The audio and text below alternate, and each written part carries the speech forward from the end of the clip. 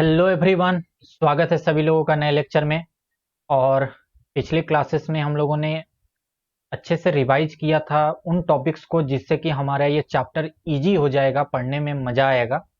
I hope कि आप लोगों ने अच्छे से रिवाइज किया होगा जो जो टॉपिक मैंने बोला हो। अब हम लोग यहाँ से शुरू करने जा रहे हैं केमिकल प्रॉपर्टीज ऑफ मेटल्स। ठीक है, मेटल्स की केमिकल प्रॉपर्टीज हम लोग शुरू करने जा रहे हैं। वैसे आपके एनसीईआरटी में मेटल्स की ही प्रॉपर्टी दी गई है, नॉन मेटल्स की प्रॉपर्टी नहीं दी गई है, क्योंकि एक्चुअल में देखा जाए तो नॉन मेटल्स उतना ज़्यादा रिएक्टिव होता भी नहीं है। वो ज़्यादा चीज़ों से रिएक्ट नहीं करता है। ऑक्सीजन के साथ रिएक्ट करके कुछ कंपाउंड बनाता है, बाकी वो वाटर के साथ भी रिएक्ट नहीं करता और एसिड के साथ भी रिएक्ट नहीं करता, तो इसीलिए उसको हम लोग नहीं पढ़ते। ऑक्सीजन के साथ करता है तो उसको थोड़ा बहुत देख लेंगे, हालांकि वो एनसीईआरटी में नहीं है, एक्स्ट्रा में हम लोग थोड़ा सा देख लेंगे। तो सबसे पहले केमिकल प्रॉपर्टीज ऑफ मेटल्स के बारे में बात करते हैं। देखिए, हम लोग कुल टोटल 3 तरीके के रिएक्शन पढ़ेंगे। एक पढ़ेंगे हम लोग मेटल की रिएक्शन एयर के साथ, यानी कि ऑक्सीजन के साथ, और दूसरा उसके बाद हम लोग पढ़ेंगे मेटल की रिएक्शन पानी के साथ, H2O के साथ, और तीसरा हम लोग पढ़ेंगे मेटल की रिएक्शन एसिड के साथ। ओके, और उसके बाद एक दो रिएक्शन और हल्के फुल्के हैं, उसके बाद ये आपकी केमिकल प्रॉपर्टीज खत्म हो जाएगी। तो रिएक्टिविटी सीरीज और डिस्प्लेसमेंट रिएक्शन, बस इन्हीं दो टॉपिक का कमाल है इस पूरे चैप्टर में। रिएक्टिविटी सीरीज और डिस्प्लेसमेंट रिएक्शन, बस। तो हम लोग शुरुआत करते हैं सबसे पहले reaction of metals with oxygen या एयर। तो जो मेनली मेटल्स होते हैं, मोस्ट मेटल्स, ये ऑक्सीजन के साथ कंबाइन करते हैं और मेटल ऑक्साइड्स का निर्माण करते हैं। यानी कि हमारे जो मोस्टली मेटल्स ऑक्सीजन के साथ कंबाइन करेंगे और क्या बना देंगे, मेटल का ऑक्साइड बना देंगे। लेकिन सारे नहीं, ठीक है, मोस्टली। एक्सेप्शंस हैं कुछ, वो क्या है आपके सिलेबस में अभी नहीं है, तो इसीलिए हम लोग नहीं पढ़ रहे हैं। ओके, बस इतना समझ लीजिए कि मोस्टली मेटल्स ऑक्सीजन के साथ कंबाइन करके मेटल ऑक्साइड बनाएंगे। लेकिन जब मेटल ऑक्सीजन के साथ रिएक्ट करेगा, जब ये मेटल ऑक्सीजन के साथ रिएक्ट करेगा, तो सारे मेटल सेम रेट से ऑक्सीजन के साथ रिएक्ट नहीं करेंगे। ऐसा नहीं है कि जिस रफ्तार से, जिस रेट से सोडियम रिएक्शन करे, उसी रफ्तार से कॉपर भी करे, उसी रफ्तार से आयरन भी करे, उसी रफ्तार से एल्युमिनियम भी करे। नहीं, all metals do not react with oxygen at the same rate. चाहे तो ये लाइन लिख लीजिए, यहां पे काफी मददगार लाइन होगा आपके लिए कि all metals do not react with oxygen at the same rate. Same rate के साथ नहीं करते। अच्छा, इसके पीछे का रीजन क्या है भाई? इसके पीछे का रीजन ये है कि हर मेटल की रिएक्टिविटी अलग अलग होती है, तो इसीलिए उनका रिएक्शन रेट भी अलग अलग होगा। ठीक है ना? कहने का मतलब है कि रिएक्शन ऑफ मेटल किसी के साथ भी, जैसे अभी हम लोग यहाँ पे ऑक्सीजन के साथ देख रहे हैं, तो मैं ऑक्सीजन के साथ लिख रखता हूं, जैसे reaction of metal with oxygen depend करेगा, किस बात पर डिपेंड करेगा? On reactivity of metal. Reactivity of metal. तो बहुत ध्यान से मेरी बात सुनिए, मेटल की रिएक्टिविटी पे ये डिपेंड करेगा, यानी कि रिएक्टिविटी सीरीज पे डिपेंड करेगा। यानी कि जो हायर रिएक्टिव के थे ना, वो फटाक से रिएक्ट कर जाएंगे, और जो लोअर रिएक्टिव के मेटल हैं, जैसे कि कॉपर है, सिल्वर है, गोल्ड है, ये रिएक्शन करेंगे ही नहीं, या करेंगे तो बहुत लो लेवल की। उसके बाद अगर आप देखो आयरन को, लीड को, तो ये सब बहुत धीरे धीरे रिएक्शन करेंगे, ठीक है ना, क्योंकि ये बीच में आते हैं। तो reaction of metal with oxygen, oxygen के साथ जो मेटल का हम लोग अब रिएक्शन कर करके एग्जाम्पल आगे देखने वाले हैं, ये मेटल के रिएक्टिविटी पर डिपेंड करेगी। यानी कि जो हायर मेटल हैं, जैसे कि देखिए ये सोडियम है, पोटेशियम है, लिथियम है, इनकी रिएक्टिविटी सबसे ऊपर होती है ना, तो ये इतने ज्यादा रिएक्टिव होंगे, इतने ज्यादा ये उतावला होंगे रिएक्ट करने के लिए, क्योंकि इनकी रिएक्टिविटी ज्यादा है, अंदर से बौखलाहट ज्यादा है। ये रूम टेम्परेचर पर ही ऑक्सीजन के साथ रिएक्शन कर जाएंगे और बेसिक ऑक्साइड बना देंगे, क्योंकि मेटल है तो जनरली बात है मेटल बेसिक ऑक्साइड ही बनाएगा। तो sodium, lithium, potassium react with oxygen at room temperature. Room temperature यानी सोचिए 25 से 30 डिग्री सेल्सियस। इसीलिए सोडियम पोटेशियम को किरोसिन के वायल में रखा जाता है। आगे मैंने लिख भी रखा है किस में रखा जाता है, किरोसिन के वायल में, ताकि ये एयर के संपर्क में ना आए, ऑक्सीजन के संपर्क में ना आ पाए और रिएक्शन ना हो पाए। इस सोडियम पोटेशियम को अगर आप धूप में रख दोगे ना, थोड़ा सा धूप में रख दोगे ना, ये जलने लगेगा, ये रिएक्शन हो जाएगी इसमें। बात समझ में आ रही है? इसीलिए इसको कहां रखते हैं हम लोग, बिल्कुल ठंडे जगह पर रखते हैं और किरोसिन वायल में रखते हैं। क्लियर? थोड़ा सा इसको हल्का सा भी हीट तो छोड़ो ही, धूप तो छोड़ दो ही। अगर टेम्परेचर रूम टेम्परेचर है जैसे 25-30 डिग्री सेल्सियस और एयर के संपर्क में आएगा, ये कर जाएगा, और अगर धूप में रख दिया तो फटाक से कर जाएगा। तो सोडियम, पोटेशियम, लिथियम बहुत जल्दी रिएक्ट करेंगे ऑक्सीजन के साथ, रूम टेम्परेचर पर ही कर लेंगे और बेसिक ऑक्साइड बना देंगे। जैसे अब ये रिएक्शन लिखने की जरूरत नहीं है, ये सारे रिएक्शन आप खुद से लिख सकते हो, मैं जस्ट एग्जांपल के लिए आपको लिख रहा हूं कि सोडियम की रिएक्शन ऑक्सीजन के साथ करा दिया तो फॉर्मूला क्या बनेगा, Na2O। अब फॉर्मूला Na2O क्यों बना, ये अगर आपको नहीं आता है तो आप सबसे बड़े गधे हो। चिल्ला चिल्ला के मैंने पहले बता रखा है, फर्स्ट लेक्चर से मैं बताता आ रहा हूं कि पहले उसको पढ़ो कि फॉर्मूला कैसे बनाते हैं। पोटेशियम के साथ कराओगे तो पोटेशियम ऑक्साइड बन जाएगा, ठीक वैसे ही लिथियम के साथ कराओगे लिथियम ऑक्साइड बना देगा। इसके अलावा एक स्टेप मैंने पिछली क्लास में भी बताया था कि सारे के सारे मेटल ऑक्साइड पानी में सोलुबल नहीं होते हैं, ठीक है ना। मेनली मेटल ऑक्साइड पानी में इनसोलुबल होते हैं, और जो सोलुबल होते हैं वो पानी में सोलुबल होकर, पानी में मिलकर बेसिक ऑक्साइड बना देंगे, यानी कि एल्कली बना देंगे, बेसिक सॉल्यूशन बना देंगे। यानी कि यहां पे आप चाहो तो फिर से लिख लेना कि most metal oxide insoluble in water, those soluble form alkali. जो सोलुबल होते हैं वो एल्कली बना देंगे। जैसे कि ये सोडियम ऑक्साइड और पोटेशियम ऑक्साइड सोलुबल होता है तो ये पानी के साथ मिलके और NaOH बना देगा। K2O भी पानी के साथ मिलके KOH बना देगा, लिथियम भी बना देता है। तो ये बात यहां पे खत्म हो गई। अब आते हैं आगे।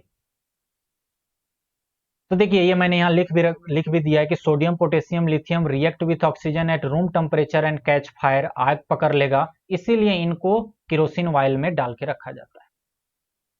अब उसके बाद उसके नीचे आते हैं रिएक्टिविटी सीरीज, अगर आप लोगों को याद हो तो लिथियम, सोडियम, पोटेशियम, सोडियम, और उसके बाद आपका आता है मैग्नीशियम।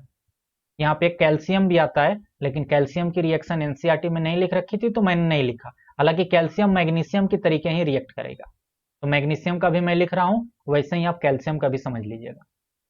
तो जो मैग्नीशियम मेटल है ये ऑक्सीजन के साथ रूम टेम्परेचर पे रिएक्ट नहीं करेगा, क्योंकि इसकी रिएक्टिविटी अब इन तीनों से कम हो गई, इन तीनों से इनकी रिएक्टिविटी कम हो गई, तो ये रूम टेम्परेचर पर नहीं करेगा। इनको अगर रिएक्ट करना है ऑक्सीजन के साथ तो हमें थोड़ा सा हीट देना पड़ेगा, सम हीटिंग, मतलब ऑर्डिनरी हीटिंग, हल्का सा हीट देना होगा। तो ये जो मैग्नीशियम है ये ऑक्सीजन के साथ रिएक्ट करेगा, कब, थोड़ा सा हीट देंगे, ऑर्डिनरी हीट कहते हैं इसको। लिख भी सकते हैं यहाँ पे कि बहुत ही हल्का सा हीट आप दो, हल्का सा हीट दोगे ये मैग्नीशियम ऑक्साइड बन जाएगा। और ये मैग्नीशियम ऑक्साइड जो होता है मैंने पिछली क्लास में भी बताया था, पानी में ये पार्शियली सोलुबल होता है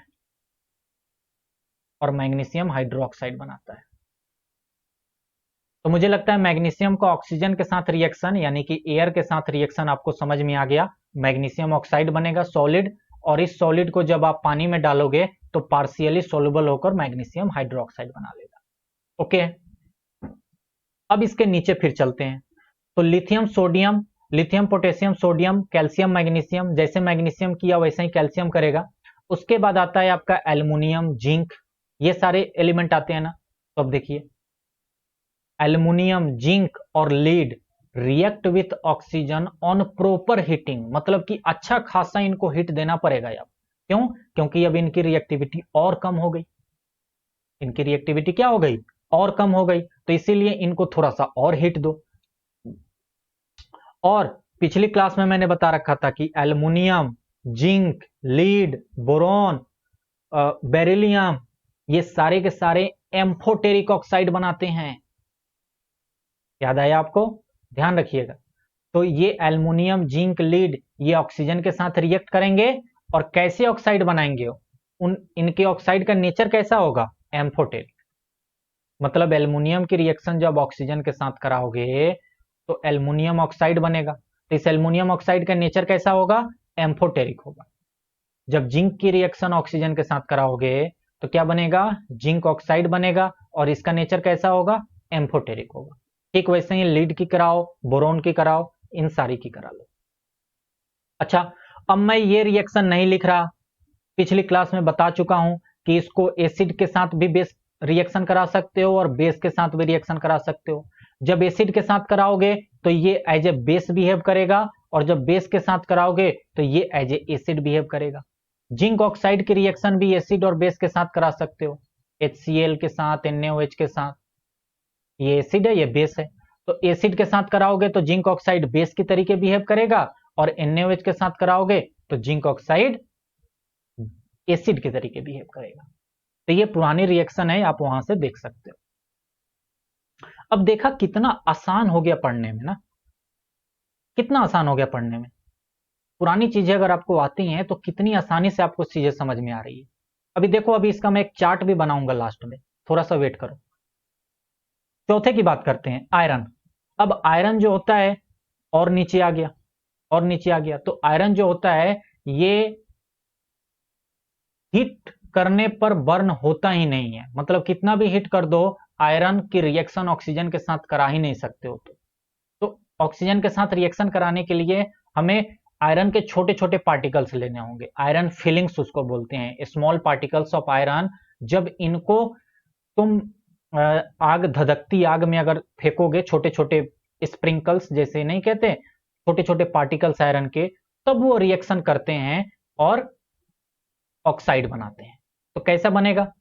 आयरन की रिएक्शन जब ऑक्सीजन के साथ कराते हो तो ये एक अजीब सा ऑक्साइड बनता है जिसका नाम है Fe3O4। ये अजीब सा ऑक्सीजन में, अजीब सा मैं इसलिए बोल रहा हूं क्योंकि ये Fe3O4 जो है ना, इसके अंदर Fe+2 भी है और Fe+3 वाला भी है। दोनों के दोनों कंपाउंड इसके अंदर मौजूद है।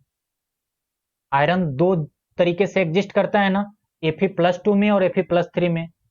तो ये दोनों के दोनों इसमें एग्जिस्ट करते हैं, इसीलिए इसको एक नाम दिया जाता है Fe, ऐसे आयरन 2,3 ऑक्साइड,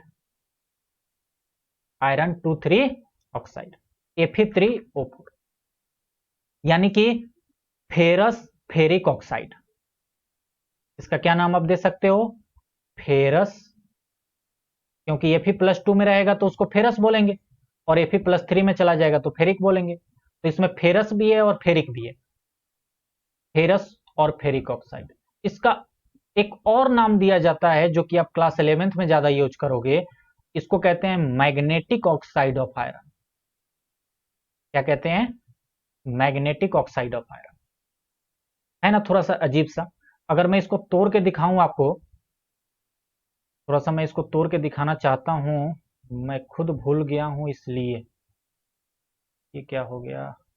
आ जा तू इधर। देखिए, ये Fe3O4 है, यानी ऑक्सीजन 4 है, एक ऑक्सीजन के ऊपर -2 होता है, यानी कि टोटल -8 है। तो ये जो Fe3 है ना, इसमें शायद Fe+2, Fe+2 और Fe+3, नहीं ऐसे तो बना ही नहीं, 2 2 4 3 7, यानी कि Fe+3 3 होता है, Fe+3 2 होंगे और एक Fe+2 होगा। हाँ ऐसे होता है, सही। 3 3 6 और 6 2 8 हो गया ना, 8 प्लस का और इधर 8 माइनस का। तो ये जो Fe3O4 देख रहे हो, इसमें 2 Fe3 वाले हैं +3 वाले और एक Fe+2 वाला है। ये इस तरीके से मिलकर इसका निर्माण हुआ है। थोड़ा सा अजीब सा है, मैंने इसको याद करने के लिए इतना डिटेल में थोड़ा सा बात कर लिया ताकि इसको आप याद रखो, एग्जाम में पूछ सकता है क्योंकि एनसीईआरटी में ये दिया गया है। ओके, चलते हैं अब आगे हम लोग 5वीं बात करते हैं। अच्छा, अब उसके बाद आयरन के बाद लीड, तो लीड तो एम्फोटेरिक होता है, पहले ही हमने पढ़ लिया। उसके बाद हाइड्रोजन, फिर कॉपर। तो कॉपर जो होता है, ये चाहे कितने भी स्ट्रॉन्ग हिट कर दो, ये ऑक्सीजन के साथ रिएक्शन करता ही नहीं है, ये जलता ही नहीं है। लेकिन जब लॉन्ग टाइम तक हिट करते रहोगे, लॉन्ग टाइम तक, काफी समय तक हिट करते रहोगे, तब ये ब्लैक सब्सटेंस बन जाएगा कॉपर ऑक्साइड।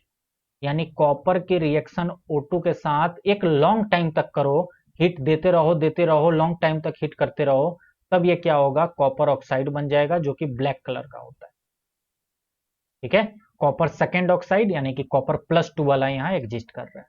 क्यूप्रिक ऑक्साइड इसका नाम आप कह सकते हो। और उसके बाद ध्यान रखो, उसके नीचे आता है सिल्वर, उसके नीचे आता है गोल्ड, मरकरी आता है, सिल्वर आता है, गोल्ड आता है, प्लेटिनम आता है। ये तो किसी हालत में नहीं करेंगे। बात समझ में आई? Not react with oxygen, not react with oxygen even at high temperature. चाहे कितना भी टेम्परेचर बढ़ा दो, कितने भी समय के लिए रख दो, गल जाएंगे, भले ही वो मेल्ट हो जाएंगे, लेकिन रिएक्शन नहीं करेंगे, नया प्रोडक्ट नहीं बना पाएंगे एट हाई टेम्परेचर। बात समझ में आई ना? तो यानी कि सिल्वर, गोल्ड, प्लेटिनम ये रिएक्ट करेंगे, not react, do not react, react नहीं कर पाएंगे ऑक्सीजन के साथ, चाहे कितना भी टेम्परेचर तुम बढ़ा दो। अब यहां पे मैं आप लोगों को चार्ट से ये सारी चीजें समझा देना चाहता हूं। चार्ट से जरा ये सारी चीजें समझ लीजिए, अच्छे तरीके से यहां पे समझ लीजिए। देखिए, मैं बताने जा रहा हूं, ये सब मेटल्स हैं, ये सारे के सारे मेटल्स हैं, और ऑक्सीजन के साथ रिएक्शन हम लोग कर रहे हैं ना, तो ऑक्सीजन के साथ रिएक्ट करके क्या क्या कंपाउंड बनेगा। तो पोटेशियम के ऊपर लिथियम होता है, आप लोग जानते हो। तो ये लिथियम, सोडियम, पोटेशियम, ये ऑक्सीजन के साथ एट रूम टेम्परेचर पर ही रिएक्शन कर जाएंगे, क्योंकि ये हाई रिएक्टिव एलिमेंट है। तो रूम टेम्परेचर पर ही रिएक्ट कर जाएंगे, और मतलब कि विग्रसली रिएक्ट करेंगे, यानी कि जोर से रिएक्ट करेंगे। ऐसा नहीं है कि हल्का फुल्का, बिल्कुल तेजी से रिएक्ट करेंगे। फिर उसके बाद कैल्शियम और मैग्नीशियम की बात करें, तो इनको हल्का सा हिट कर दोगे तो ये रिएक्शन करने लगेंगे ऑक्सीजन के साथ एट स्मॉल हीटिंग, लिख सकते हो आप स्मॉल, तो हालांकि यहां नहीं लिखना चाहिए, ऑर्डिनरी हीटिंग लिख लेना यहां पे, स्मॉल को काट के ऑर्डिनरी हीटिंग। माने मेरे कहने का मतलब समझो यार, मेरे भावनाओं को समझो, शब्दों को मत समझो। मेरी भावनाएं कह रही हैं कि हल्का सा हीट कर दोगे तो ये ऑक्सीजन के साथ रिएक्ट कर जाएगा। ठीक है ना? तो मेरे भावनाओं को समझो। अच्छा, उसके बाद अगर हम लोग बात करें, तो ये आप एल्युमिनियम देख रहे हो, जिंक देख रहे हो, ठीक है, ये एम्फोटेरिक बनाते हैं, और ये लीड भी इन्हीं की कैटेगरी में आता है। तो एल्युमिनियम, जिंक और लीड, इनको प्रॉपर हीटिंग देना होगा। इनको क्या देना होगा? प्रॉपर हीटिंग देना होगा, तब जाकर ये रिएक्शन करेंगे और ये एम्फोटेरिक बनाएंगे। क्या बनाएंगे? एम्फोटेरिक ऑक्साइड बनाएंगे। मेरी बात समझ रहे हो ना? ये भी याद रखना है कि किस टाइप के ऑक्साइड बनेंगे। यहां पर बेसिक ऑक्साइड बनेगा, यहां पर भी बेसिक ऑक्साइड बनेगा, लेकिन एल्युमिनियम, जिंक और लीड ये एम्फोटेरिक ऑक्साइड बनाएंगे। यहां से आयरन को तुम अलग कर सकते हो कि आयरन जो होता है, अभी मैंने बताया कि आयरन को अगर हिट करते हो तो नहीं होगा, लेकिन छोटे छोटे पार्टिकल्स अगर डाल के हिट करना शुरू कर दोगे तब ये जलने लगेगा। तो आप यहां पर लिख सकते हो कि not burn on heating, not burn on heating, hit करने पर यह बर्न नहीं होगा, but small particles of iron, but small particles of iron burn on strong heating. जब स्ट्रॉन्ग हीटिंग कर दोगे और आयरन के छोटे छोटे पार्टिकल्स लेकर आओगे, तब ये बर्न होने लगेगा, ऑक्सीजन के साथ रिएक्ट करने लगेगा। बात समझ में आई? उसके बाद कॉपर है, तो कॉपर तो करेगा ही नहीं। लॉन्ग हीटिंग पे अगर तुम बहुत देर तक हीट करते रहते हो तब जाकर ये बनाएगा। तो स्ट्रॉन्ग हीटिंग पर भी ये नहीं करेगा। अगर आप लॉन्ग टाइम हीटिंग करते हो, लॉन्ग टाइम हीटिंग करते हो, तब जाकर ये रिएक्शन हो पाएगी। और ये तो कर ही नहीं पाएंगे, नॉट रिएक्ट ऑक्सीजन के साथ। तो यहां पे आप देख रहे हो इस चार्ट से कितनी हमें फायदेमंद चार्ट है ये, कि हमें सारी चीजों का नॉलेज हो गया। मैं यहां पे रख देता हूं। हमें सारी चीजों का नॉलेज हो गया कि सोडियम पोटेशियम रूम टेम्परेचर पर कर लेंगे और बेसिक ऑक्साइड बना लेंगे, क्योंकि मेटल है, ऑक्सीजन के साथ रिएक्ट करने पर बेसिक ही बनेगा। कैल्शियम मैग्नीशियम को थोड़ा सा हीट कर दोगे तो ये रिएक्शन हो जाएगी और बेसिक ऑक्साइड बनेगा। जिंक एल्युमिनियम और लीड को एक अच्छा खासा हीट करना होगा, प्रॉपर हीट करना होगा और एम्फोटेरिक ऑक्साइड बनेगा। फिर उसके बाद आयरन जो है, आयरन हीटिंग करने पर नहीं होता है, लेकिन अगर छोटे पार्टिकल्स आयरन के ले लिए और स्ट्रॉन्ग हीटिंग कर दिए तब ये बर्न हो जाएगा, मतलब ऑक्सीजन के साथ रिएक्ट कर जाएगा। और कॉपर को लॉन्ग टाइम अगर हीटिंग करोगे तब जाकर ये ऑक्सीजन के साथ रिएक्ट करेगा। और मरकरी, सिल्वर, गोल्ड और प्लेटिनम भी ये किसी हालत में रिएक्शन नहीं करेंगे। तो आप अब खुद समझो, अगर रिएक्टिविटी सीरीज आपको अच्छे से आती है तो ये चीजें पढ़ना कितना आसान है। ये नई चीजें नहीं है, पुरानी चीजें हैं, बस तरीका है एक नया पढ़ने का। अब समझ में आ रही है ना? ये कोई नई चीजें नहीं है। एक छोटा सा टॉपिक और मैं कराना चाहता हूं यहाँ पे, एनोडिसिंग। एनोडाइसिंग बोलते हैं। ये क्या होता है देखिए, हमारे घरों में एल्युमिनियम के बर्तन होते हैं ना, ठीक है? तो भाई साहब, एल्युमिनियम के बर्तन जो होते हैं, अभी आप हमसे बता रहे हो, अभी आप हमसे यहाँ बता रहे हो कि एल्युमिनियम जो है ये प्रॉपर हीट करोगे तो ये जल जाएगा और एम्फोटेरिक ऑक्साइड बना देगा। बात सही है ना? तो हम जो एल्युमिनियम के बर्तन में खाना पीना बनता है, क्या एल्युमिनियम के बर्तन में भी खाने बनते हैं, बहुत सारे ऐसे बर्तन होते हैं जो एल्युमिनियम के होते हैं, तो क्या एम्फोटेरिक नेचर का होगा और बर्तन खत्म हो जाएगा? बर्तन ही मालूम चला बहुत देर तक आग पर रख दिए, खत्म हो जाएगा। हीट करेंगे, रिएक्शन हो जाएगी, ऑक्सीजन है ही और हीट कर ही रहे हैं, खत्म हो जाएगी। तो हम लोग क्या करते हैं कि एल्युमिनियम के ऊपर एक थिक लेयर, यानी कि एक मोटा लेयर, किसका? एल्युमिनियम ऑक्साइड का, उसके ऊपर कवर कर देते हैं। एल्युमिनियम के ऊपर जितने भी एल्युमिनियम के आर्टिकल्स यानी एल्युमिनियम के चीजें होती हैं, उनके ऊपर एल्युमिनियम ऑक्साइड का एक थिक लेयर हम लोग पेंट कर देते हैं, ताकि ये कोरोजन से बचे, या ये कहें कि एयर और वाटर से बचे, ताकि इसकी रिएक्शन ना हो पाए। और हम हीट करें भी तो भी हम हीट ही तो कर रहे हैं, इसके पास एयर तो पहुंच नहीं रहा है, तो रिएक्शन होगी नहीं। तो यानी कि कोई भी एल्युमिनियम का सब्सटेंस है तो उसके ऊपर हम लोग क्या करेंगे कि एक मोटा सा हम लोग लेयर चढ़ा देंगे। अब तुम इधर से कितना भी हीट कर लो, हीट करोगे तो हीट तो आगे चली जाएगी, लेकिन ये एयर के संपर्क में तो आएगा नहीं, और जब एयर के संपर्क में आएगा नहीं तो रिएक्शन होगी नहीं। तो एनोडिसिंग जो होता है, यही प्रोसेस होता है कि it is a process of coating a thick layer of aluminium oxide on the surface of aluminium articles. It protects the surface of aluminium articles from corrosion. NCERT में एक सवाल पूछा गया है, उसने पूछ रखा है कि भाई साहब, एल्युमिनियम जो होता है एक हाईली रिएक्टिव मेटल होता है। बिल्कुल सही बात है, एल्युमिनियम एक हाईली रिएक्टिव मेटल है, ऊपर से देखा जाए तो चौथे पांचवें नंबर पर ही। लेकिन फिर भी यूटेंसिल्स के रूप में इसको क्यों यूज करते हैं खाना बनाने के लिए, मतलब बर्तन क्यों बनाते हैं इसके? तो वो इसी कारण से बनाते हैं, ठीक है ना? That's why even aluminium is highly reactive element, yet फिर भी इसका यूज हम लोग खाना बनाने के बर्तन में करते हैं, क्योंकि एल्युमिनियम ऑक्साइड जो होता है ना, एल्युमिनियम ऑक्साइड का जो लेयर होता है वो एल्युमिनियम मेटल को रेसिस्टेंट करके रखता है एयर और वाटर से। अब जब उसके ऊपर हमने परत ही चढ़ा दी है तो वो वाटर और एयर के संपर्क में आएगा नहीं, सिर्फ हीट को पास करेगा और हमारा खाना पक जाएगा। तो एनोडाइसिंग के बारे में भी थोड़ा सा पढ़ लीजिएगा, मुझे लगता है कि इससे ज़्यादा पढ़ने की ज़रूरत भी नहीं है, काफ़ी है।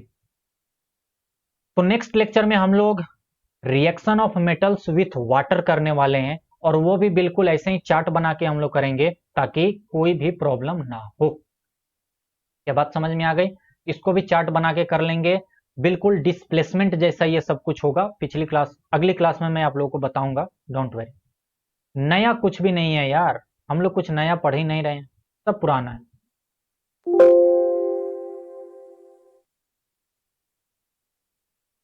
सारी चीजें पुरानी हैं, कुछ भी नया नहीं है। इसीलिए फिर से मैं कह रहा हूं, डिस्प्लेसमेंट रिएक्शन और रिएक्टिविटी सीरीज आपको अच्छे से याद होनी चाहिए, क्योंकि अब डिस्प्लेसमेंट का ज्यादा यूज आएगा। रिएक्टिविटी का तो यूज आएगा ही, अभी देखा आपके रिएक्टिविटी का कितना यूज आया, फिर से आएगा, और अब डिस्प्लेसमेंट का भी आएगा। तो इसीलिए ये सब कुछ थोड़ा सा रिवाइज करके पीछे से रखिएगा, फिर पढ़ने में बहुत मजा आएगी। ठीक है, चलिए मिलते हैं हम लोग नेक्स्ट लेक्चर में, तब तक के लिए बाय, जय हिंद।